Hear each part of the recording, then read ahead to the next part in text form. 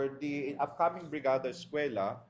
since if I'm not mistaken, first week or second week of June yung start ng klase, we are expecting that the Brigada Eskwela will be implemented on these coming weeks of May na to officially prepare the schools for the school year for this calendar 2026-2027. We urge the public, volunteers, and community members to enjoin the PNP in conducting Brigada Eskwela, paglilinis po ng paaralan, pag-aayos ng setup para po sa ating mga anak sa paaralan. As of this moment po, the Department of Education natin dito sa divisions of Lawag, Ilocos Norte, and Batak, as much as we want, we would like to support all of the schools. But due to limited resources, syempre, we will prioritize the least or the needy schools po natin dito sa probinsya.